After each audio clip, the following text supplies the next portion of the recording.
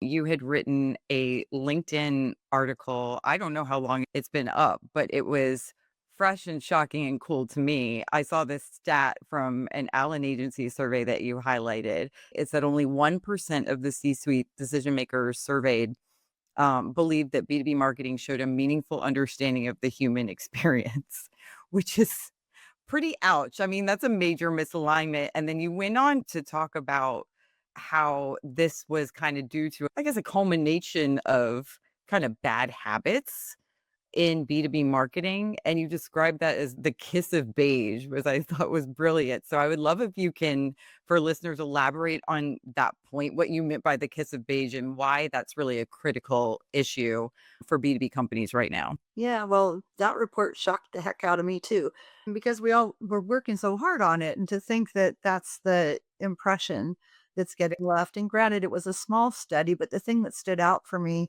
which I pointed out in the piece, was it was all C-level, CEOs, CFOs, CMOs, all C-level that had these impressions of B2B marketing.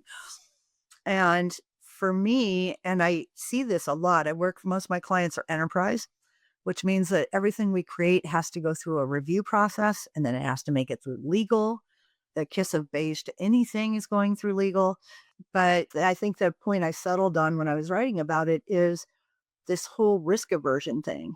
We don't want to do anything that's going to upset anybody. And God forbid we drive away a possible customer. And there seems to be this refusal to put a stake in the ground and say, we are for this particular set of people or this product. If we sell a bunch of products, this particular product is really for this set of people, and put a stake in the ground and really speak to those people.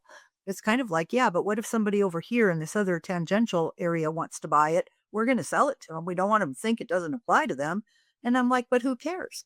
And one way to illustrate this is I'm known for persona development and content strategy. I get asked to do all kinds of other things besides that because they're kind of like, well, if you're good at that, you're going to be good at this other thing too. So the problem we have is that it's really hard to talk to everybody and be relevant at the same time.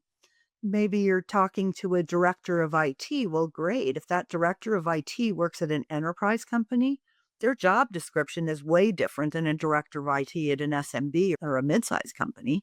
The hierarchies are different. The number of hats you wear are different. The specialization is different. What they care about, what they're responsible for, and how their performance is evaluated is different. There's a lot of more moving parts in an enterprise company than there is in that's what I'm saying. So you just can't generalize this stuff. And so one of the things that fascinates me when doing customer interviews and talking to people are the words they use. How do they describe what they think? Because a lot of us internally talk amongst our team or whatever, and we've got our own shorthand for how we talk about it. 9 times out of 10 has nothing to do with how our actual buyers talk about or think about the problem they're solving or whatever. And so, how can we be relevant if we're making assumptions about them? And I mean, it's as simple as sitting in a meeting talking about somebody says, well, we need a white paper. And somebody's presents a suggestion. Well, we should talk about blah, blah, blah, because that's going on in the industry. And somebody else pipes up and said, well, heck, I would never read that. Well, who the frick cares? It's not for you. What I'm saying to you. And so, unless your target market is you, your role, whatever, in your industry, then doesn't matter what you think. I saw another report that came out that said 56% of marketers think their content is really relevant and engaging. And heck, 56% of them also say they read their own content. Well, that should be a sign right there that you messed it up. It's not for you, right?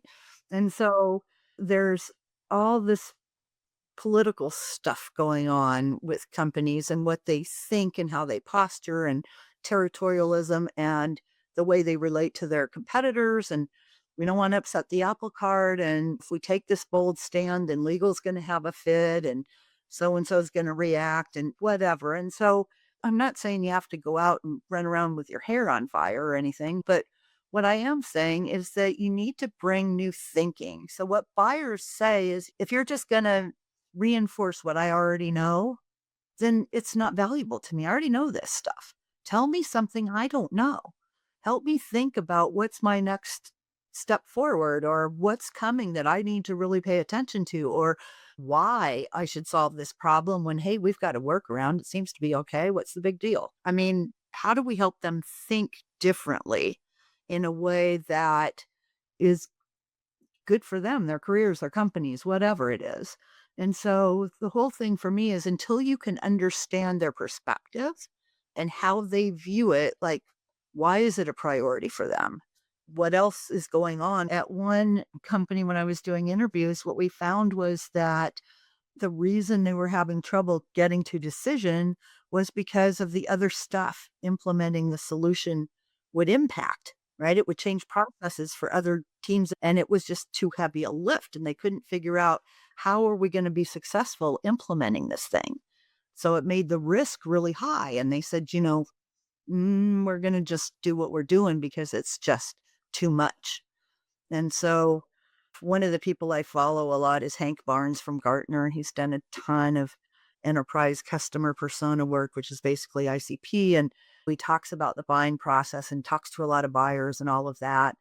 And it's really interesting about how unprepared buyers are really to buy. And especially with this pushing everything back to self-serve. I'm gonna get my own content. That's all over the place. I can find it myself. They don't know what they don't know.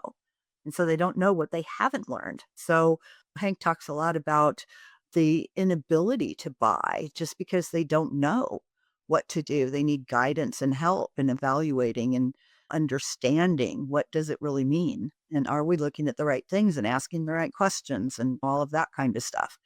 And then my other favorite thing of late is the book, The Jolt Effect, that Matt Dixon and Ted McKenna wrote and came up with. We focused a lot on FOMO, fear of missing out in the past as marketers. And the new thing now is FOMO, fear of messing up, right? If I buy this, am I tanking my career or, or will it hurt my company in the long run? And instead of helping it.